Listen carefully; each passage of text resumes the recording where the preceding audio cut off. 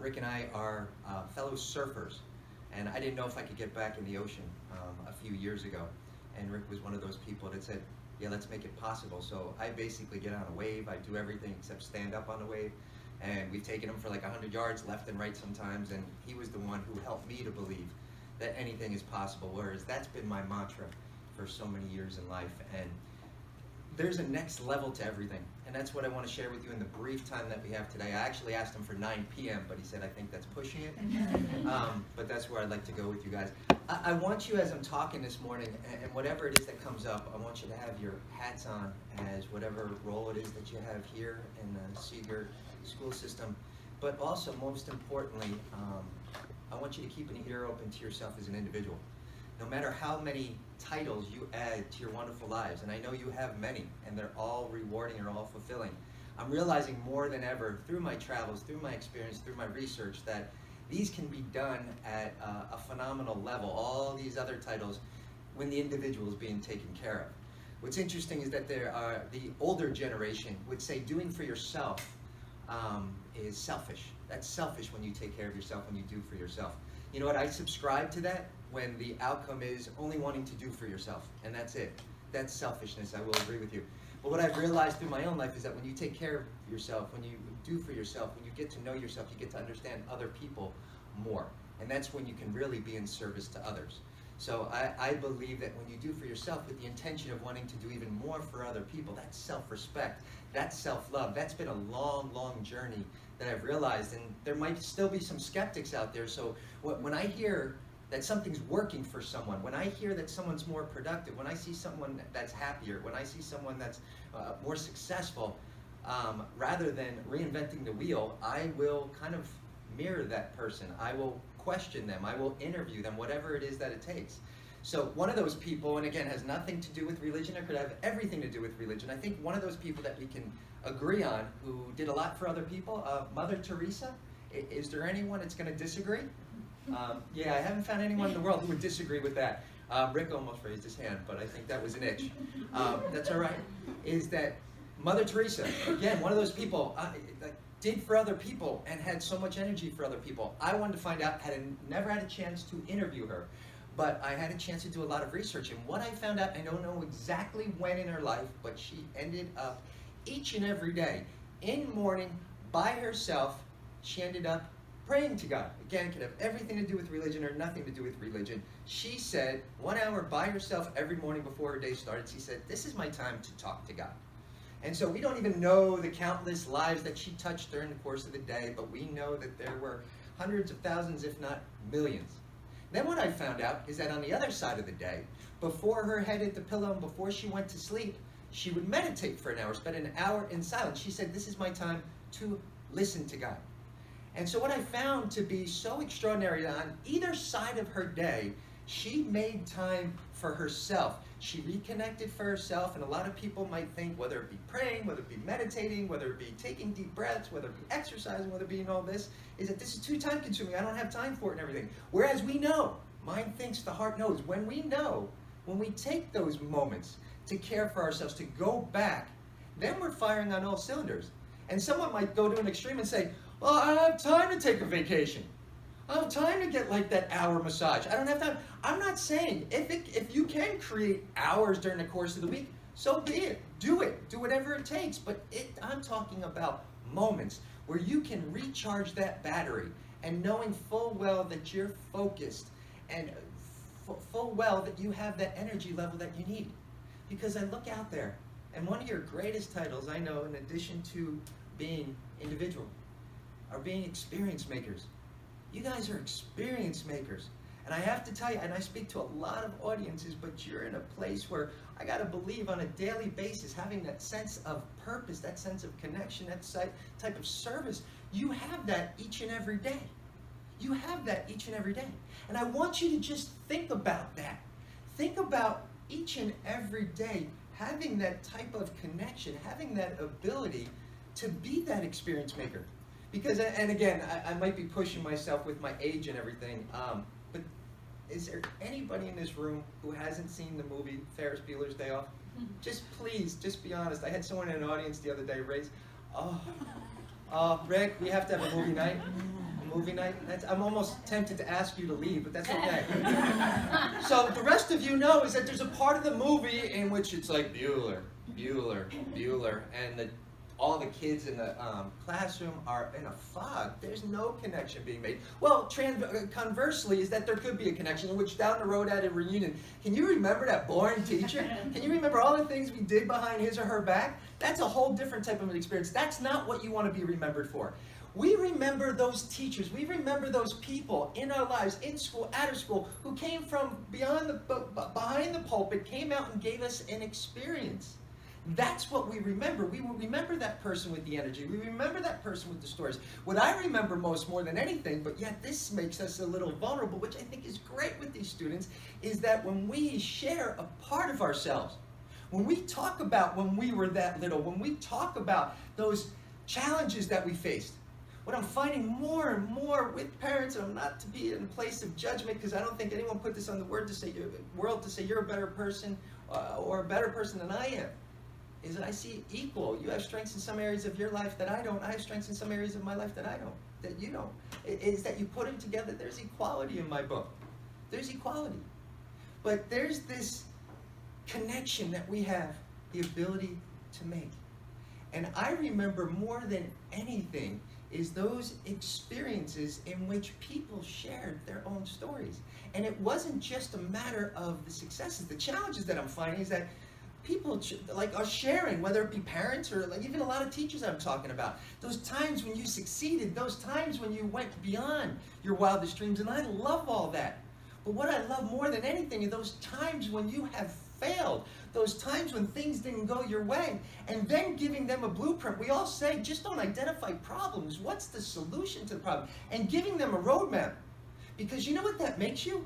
And if you think, I want you to think about this for a minute. If I were to ask you, if any of your students or even their parents, maybe you don't care about their parents, whomever it is, if there was one word that your students, parents, anyone in this world could use to describe you, what would you want that word to be? While you're thinking about it, I had an audience member towards the end of last year who was in a college ask me that question. I was like, that's a brilliant question. I don't go here anymore for answers. I go here in my heart. And all of a sudden my heart said, real. Real. That's the one word I would love more than any other word to describe myself, because I believe when I'm real, it gives me an opportunity to connect with people. Not just people who might be on the same level that I am with regards to interest or thoughts or thinking. No, it's everyone. And I found in life that real has allowed me to go into prisons to talk to inmates. It has allowed me to talk to FBI agents down in Washington, D.C. It has helped me to connect with that lonely beggar out on the street and wondering what he or she wants in his or her life. It will help me with that student who didn't have a voice until maybe I made that connection and now they can't stop talking.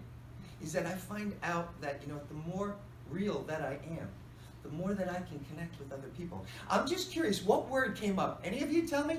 If there was one word that could be used to describe yourselves, what was the first word that came up? Can't get this wrong. Yes? Connected. Connected. Love it. Right? Now, when you think of connected, do you think connected to yourself, or do you think both, honestly? Connected to myself, but to the kids as well. Yeah. You know that, whether it be your health, whether it be exercising, whether it be whatever. When we're taking care of ourselves, it seems like there's a heightened alertness. There's a heightened awareness that we have. So whatever it is, and guess what? Many of us grew up in the same generation. And it's not to blame that generation, but it's not selfishness to take care of yourself, people. How about one more? What word came up? I love connected. I love it. What word came up? Hopeful. Can't get this wrong unless you don't answer. Hopeful. Huh? Hopeful. Hopeful. Hopeful. And just think about that. So you have experiences in which you've allowed yourself to connect. You've had experiences in which allowed you to be hopeful. Can you imagine? And I'm not saying to take away from a lesson, I'm not saying, but to make that connection with your students to the point where, and I'm going to use my word, where you become real and share your struggles, but those solutions to those struggles. Share your successes to the point where you make a connection with the student. I had a teacher the other day, it was just such a breakthrough, say to me, well, Scott, that makes me feel vulnerable. That makes me feel, I was like, wow, don't you want? Wouldn't you want your kids at home, and he has 2 kids at home? Wouldn't you want your students to see all sides of you? Is there anyone that disagrees with that? That you don't want to have your students see all sides of you? And maybe, and just maybe, and that's fine, it makes you being a human being. Maybe there is that side of you that you don't feel comfortable with. And you might just put that to the side, in which I'm going to say, okay, and part of this, taking it to the next level, is pushing our comfort zones. Folks, we all have comfort zones. But I realize nothing grows until we go outside that comfort zone. And your comfort zone could be very comfortable to you right now. But I'm saying, what's on the other side of that? And all I know is that the only thing that prevents us from moving outside our comfort zones is this thing called fear. Is this thing called fear. And a lot of people will say, I need to be fearless. I need to be fearless, especially in the face of these kids. No, because fear is natural. So to be fearless sounds great, but it is not realistic. So it's like being there in the face of fear, but moving forward anyway. So what I've realized, just think about this, and for you young ones in here, there used to be a time in a day when there was no GPS. There was no GPS. You went somewhere, you had to figure it out on your own. Maybe you wrote down directions, whatever it was. But I want you to picture right now, being in the worst section of New Jersey, New York that you can think of, late at night, all by yourself, driving a car, and all of a sudden, your car, you get lost. You get lost. You have no idea where you are. Do you pull over to the side and say, I'm so scared. I can't do this. No. Your eyes get wide. You go, I got to get the hell out of here. And all of a sudden, the girls who are smarter, you go to the gas station, you get directions. The guys, we're still driving around trying to figure it out. But that's a perfect example of fear. When we leverage fear, it becomes energy. We have a heightened awareness. We have to fix this. So that's why I say leverage the fear. Because I will tell you this, folks, is that if you let fear consume you, it can be more damaging, more hurtful to you emotionally. Emotional paralysis is far more debilitating than any type of physical paralysis I sit before you with today. And that can prevent you from moving forward. That can prevent you from going outside your comfort zone. And there's only one place where fear exists, folks, and it's up here. It's up here. So I believe there's two voices inside of us, one up here and one here in our heart. And so many of us are conditioned to listen to this. Whatever this says to me, guess what? That's what I am. My mere reflection in the morning, guess what? Whatever my mind tells me, that's the law. Whatever it tells me on a daily basis, which usually isn't too empowering, is that's what I listen to. Do something for 21 days straight, good, bad, or indifferent, it becomes a habit. So think about the words that you're using to describe yourself. Think about this input. See, when your mind's leading the way, it's about fear. It's about disbelief. It's about playing small in life. You have to ask yourself if any, if not all of those words are resonating with you. And I ask you, do you feel happy? Do you feel productive? Do you feel successful? And for the most part, people who tell me that they're living from there or those words resonate, no, they don't.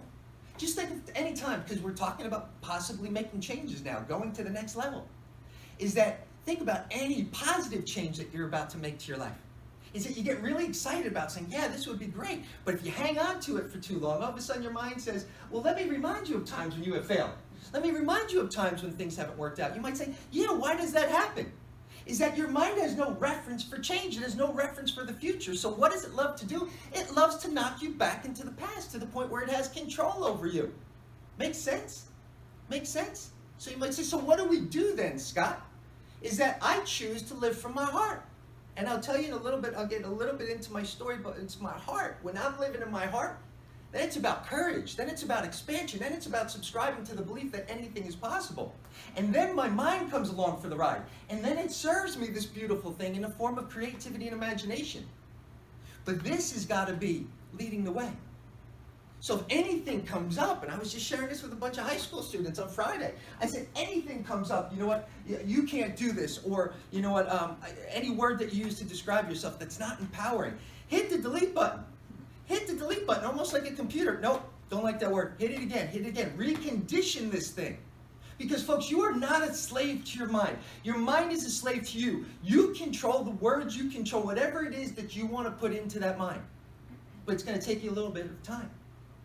And you got to ask that question, what does my heart have to say about this? What does my heart have to say about this? And I know your mind gets all of that and saying, really? It's that easy? Yeah, it can be that simple. We complicate life because that's what the mind wants you to do, because then it will keep you trapped in the past.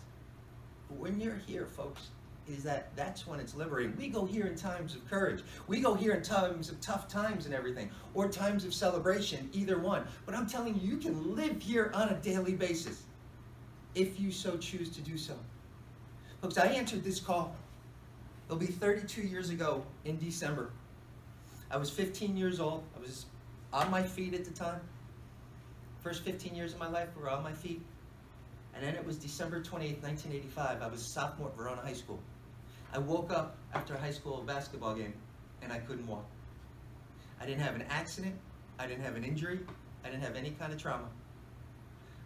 Spent about 2 weeks in a hospital nearby my house up in Verona. They were just caring for me like a paraplegic. I was paralyzed from my belly button down. Couldn't tell me what had happened. Couldn't tell me, when it was going to go away. Just that I was paralyzed, and this is what we need to do to care for you. About after 2 weeks, they transferred me to another hospital in New York, bigger, more experts, more neurologists there. The 21st test that they did on me, now we're in 1986, was an MRI. You might say, well, why did they wait so long? Back in 1986, that was so new and exploratory. Today, it would have been the first test that was done. But back then, it was the 21st test, and it showed, when they did it, where there was a disturbance. So they did a laminectomy on me. They did exploratory surgery, not to correct anything, just to see what was going on. And all of a sudden, they got in there and they saw a malformation of blood vessels and around a portion of my spinal cord. And they decided to extract a couple of those, sent those to pathology, sewed me back up, put me back into bed. About 2.5 weeks later, I get a knock at my door. It's my doctor. First day that he didn't have his head up. First day that his eyes didn't connect with mine. First day that something told me something was going on, but I didn't even think it was myself. I said, Doc, what's going on? He would usually come in there and say, did you see that game last night, or did you watch that movie? And we'd have a great connection and a great conversation. But I knew something was going on. I said, Doc, you okay? Thinking something's going on with him. Doc, because I care about others. Are you having a good day? Someone wrong? Let me talk to whomever. It's even trying to help him from my bed there. He goes, Scott, I don't have very good news for you. I said, Doc, what's going on? He said, Doc, I'm sorry to tell you this, but you will never walk again. That's what my doc said to me.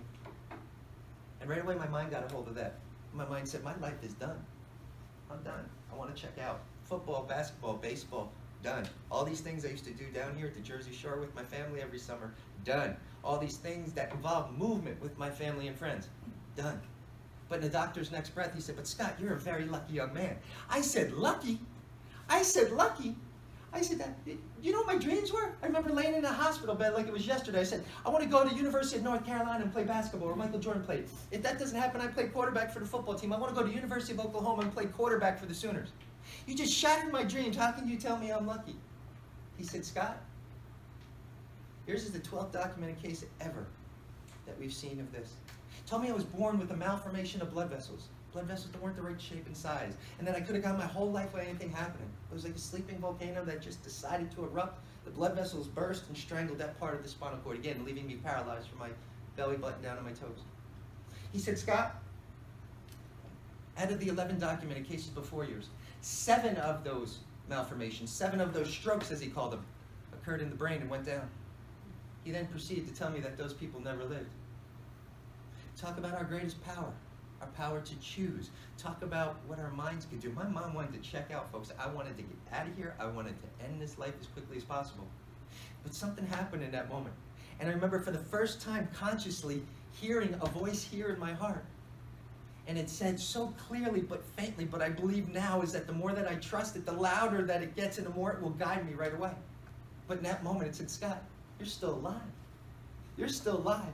You still have the use of your hands, the use of your arms, your heart's still beating, your mind's still working. If you keep showing up for life, life is going to be good to you. And my friends, I haven't stopped since.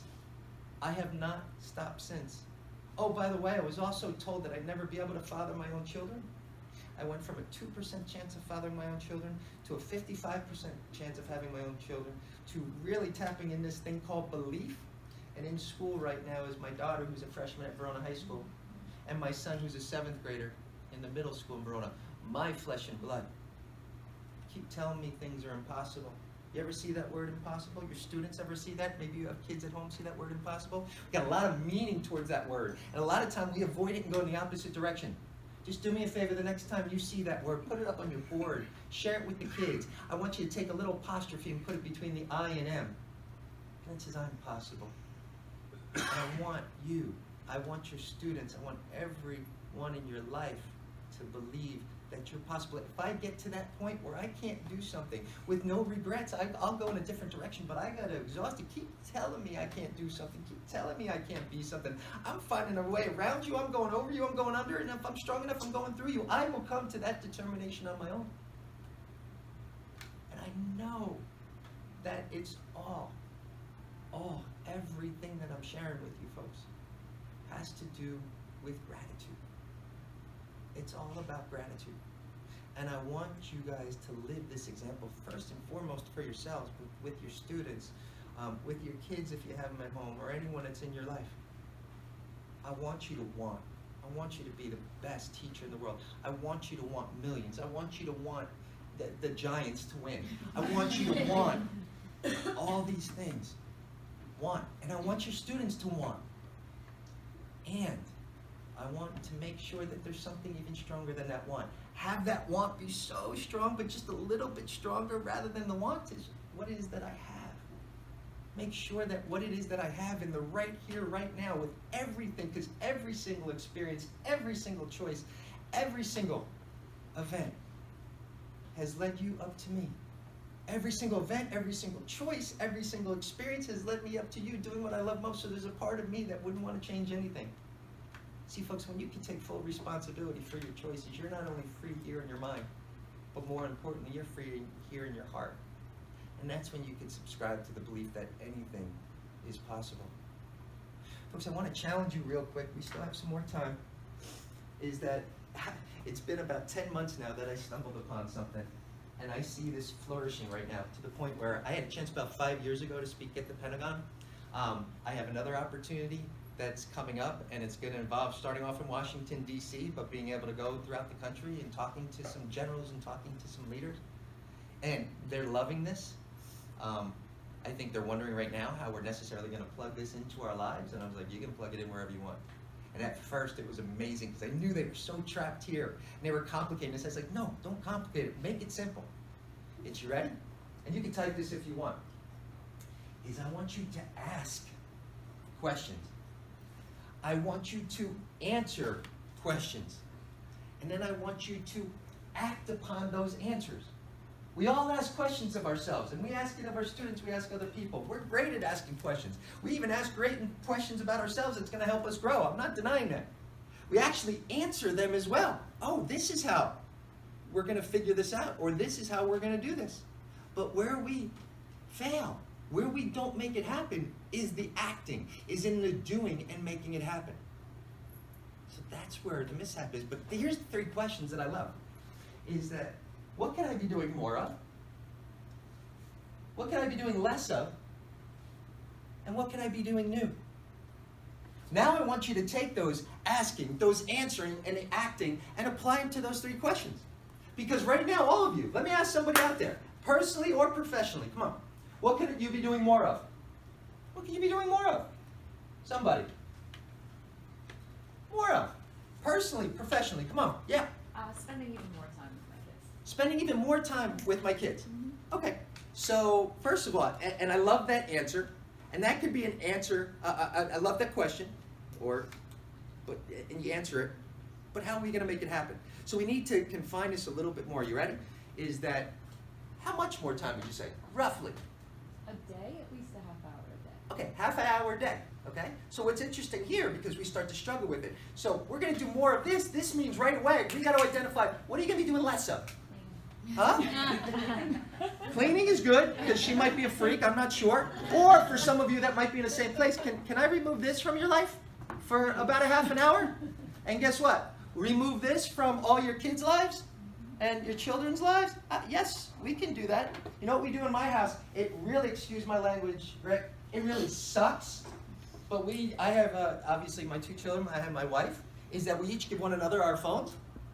And so the other 3 will make it a mission to sometimes look for their phones.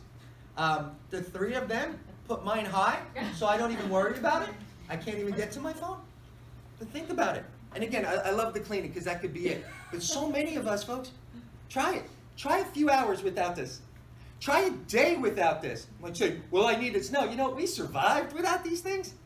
These are the most powerful devices in the world. They can connect us, and they're wonderful. But I will tell you this. These things are heaven and hell. They're heaven and hell. Is there anybody that's grateful? We use the word gratitude. Grateful that you didn't have this growing up? Anybody grateful? Yeah. And again, did a parent program the other day, is that people were like, yeah, we got to remove them. I was like, don't remove these. These are a part of your kid's life. This is how they communicate. This is like the telephone for us. That long cord that we used to pull into our room and everything and stretch it out and get yelled at. This is that for them. So we don't remove, we reduce. Don't remove, reduce. But then whenever you reduce something, is that what am I going to plug in? Because if you just say, well, I know I need to spend more time with my kids. Or you talk to students, or I need to study more. What does that look like? What does that look like? And exactly, we look at it from a time perspective. Then I ask you, what do you want to do with your kids? So here's the thing. I get a lot of people saying, you know, I want to spend more time with the kids. All of a sudden, boom, they create the time. We lose our creativity. So you ready? You know what we did at our house? We created a big jar. And each person got to write little things on it. What we're going to do at home. What we're going to do outside the home. What we're going to do on the weekday. And what we can do on the weekend. Inside the home, outside the home. To the point where we all buy in. And then all of a sudden, whatever it is that you pull out of there, you'd be like, ah, that wasn't mine. But it's going to come. It's going to come. But you do that, you know somebody in that group's happy, we learn a little bit more about the other person, and one of our basic human needs is our need for variety. Our need for variety. That's why I asked you the question, what could we be doing more of? What could we be doing less of? And what could we be doing new? The new is variety. I had someone the other day, great paying job, loves his job, but he's just a little bored right now. So he was thinking I was going to talk about his job. It wasn't his job. It was his commute every day. And so guess what? Is that I have him going 3 different ways to work now. I have him listening to 3 different radio stations. I have him singing.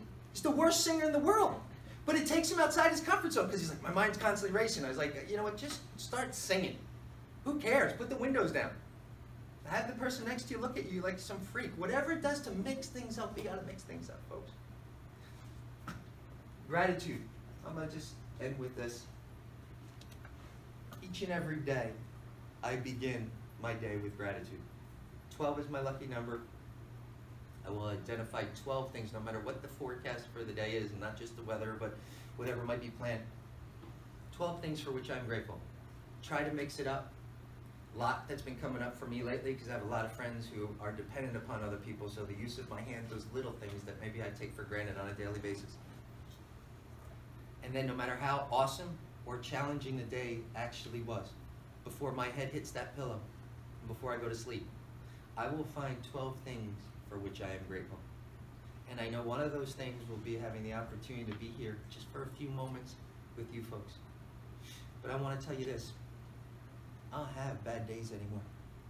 I don't have bad days anymore, and I don't say that to sound heroic. I don't say that to sound inspirational.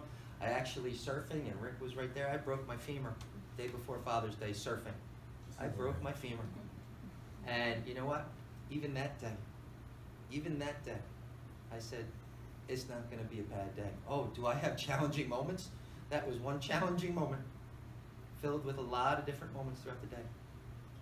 But it's this thing called gratitude that I will never, ever allow a full day to go by in which I said, that was a bad day. Challenging, painful, sad moments, absolutely, each and every day. So you might say, well, how did you make that challenging day somewhat positive? I had heard stories about people who were surfing, who broke their necks, no longer alive. I have at least 15 or 20 friends who are in wheelchairs, who because of ocean or surfing or body surfing, who have broken their necks and don't have the use of their hands or their arms now. So while it disrupted my life, while it was a challenging moment, while it kind of sidelined me for a while from doing what I love, could have been a lot worse. So right away I went to a place of gratitude. and knowing full well that it's given me even more stories to share now, allowed me to connect with even more people in the hospital. Added another chapter to a documentary that's being done on my life. Can't script this better. Isn't that a great chapter? It's better. Is that this thing called gratitude is so good. It's so good. I'm gonna leave you with that, folks. Anybody have any questions? Can I take a question? Or we gotta go, right? I gotta let you go. Does anybody have any questions you wanted to ask me? I could spend all day with you folks. Maybe I'll come back. Any questions about my life? About your life? You guys are too easy. Are you all Giant fans? Because you have that look on your face right now. I'm just kidding. Folks, you've been great. Thank you so much. Thank you.